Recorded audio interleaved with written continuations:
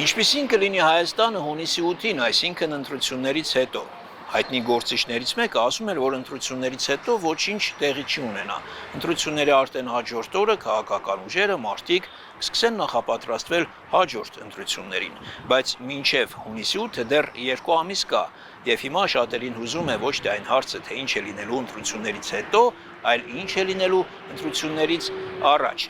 Չափից դուրս կարևոր ու հետաքրքիր են դարձել մեր ընտրությունները, ոչ միայն մեզ համար, այլև աշխարհի։ Իսկ լավ է դա, թե վատ։ Ակնհայտ է, որ 2026-ի ընտրությունները պայքար են լինելու ոչ միայն Հայաստանի ներքաղաքական դաշտում, այլ նաև շատ ավելի հեռու։ Առաջին անգամ է այսպիսի մեծ հետաքրքրություն դրսևորվում հայկական ընտրությունների հանդեպ տարբեր բևեռներում գտնվող գերտերությունների կողմից։ Դա պայմանավորված է նաև կովկասյան տարածաշրջանի աշխարհաքաղաքական փոփոխություններով։ Վրաստանը վատթարացրել է հարաբերությունները արևմուտքի հետ, Ադրբեջանի պահվածքից էլ հասկանալի չէ, թե որ ճամբարում է։ Սոցիոլոգ Կարեն Սարգսյանի համոզմամբ այս իրավիճակում Հայաստանը միանշանակ շահեկան դիրքերում է հայտնվել։ Միանշանակ Հայաստանը այն բանն է, կղզյակն է, որտեղ որ կարելի է կայունություն ակնկալել եւ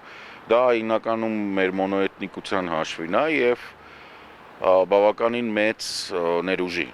որը մեզ մոտ շարունակում է մնալ անկախ նրանից թե ինչա կատարվում։ Բայց էլի ամեն ինչ չէ, որ Հայաստանից է կախված։ Կարևոր է, թե ինչպես կզարգանան իրադարձությունները Իրանում։ Ըստ Կարեն Սարգսյանի այդ համատեքստում Ամերիկայի վարկանիշը որոշակիորեն նվազում է, Եվրոպային բարձրանում, առջևում մինչև ընտրությունները եվրոպական համայնքը մեծ հանդիպում ունի Հայաստանում, որն էլ շատ որոշիչ կարող է լինել, թե Եվրոպայի, թե Հայաստանի համար։ Եթե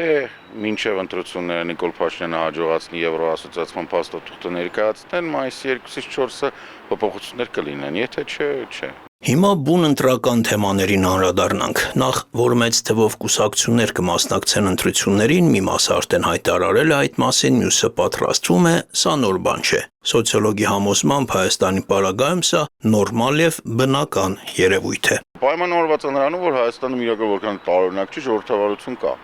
3 հոգի հավաքվում են կուսակցություն այլ։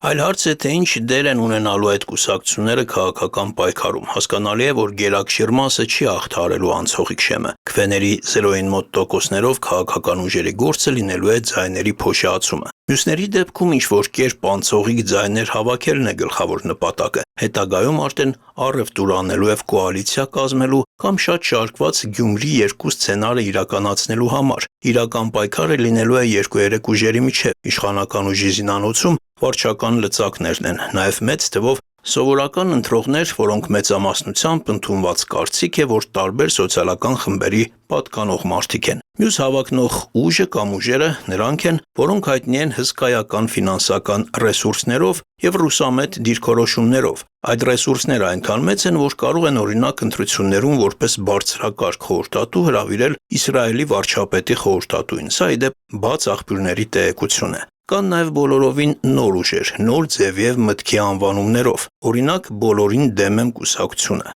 Հասկանալի է, որ կարող է այնպիսի իրավիճակներ լինեն, երբ ընտրողը գնա եւ վերցնի հենց այդ կուսակցության թերթիկը, ոչ թե նրա համար, որ համակրում է այդ քաղաքական ուժին, այլ նրա համար, որ ինքն էլ է բոլորին դեմ։ Ժամանակին բան կար, գարեջրի սիրահարների կուսակցություն կար Գերմանիայում, բավականին մեծ բան ուներ, հավակնություններ ուներ, նույնիսկ որոշ տեղական մարմիններում ինչ-որ տոկոսներ էր հավաքում, նորմալ բան է դա։ Բոլորին դեմ լինելու մյուս այլ ընտրանքը ընտրություններին չմասնակցելն է։ Չընտրելը ի վերջո նույնպես ընտրություն է։ Փորձագիտական շրջանակներում առհասարակ գերիշխումային կարծիքը, որ ընտրություններին ցածր մասնակցությունը ձեռնտու է իշխանություններին։ Հայտնի խոսք կա, որ վատ իշխանությունները ընտրվում են ընտրություններին չմասնակցող լավ քաղաքացիների կողմից։ Կա նաև կես լուրջ, կես կատակ այս հարցադրումը. ով ընտրություններից հետո լինելու հաջորդ ղեկավարը։ Պատասխանը այսպիսին է. հաջորդը չի լինելու է կամ նախորդը, կամ ներկան։ Այս պարագայում Հայաստանի ես իհարկե չեմ կարող ասել, թե ով կլինի, բայց ձեր նկարագրած երկու տարբերակն է վատն են Հայաստանի համար։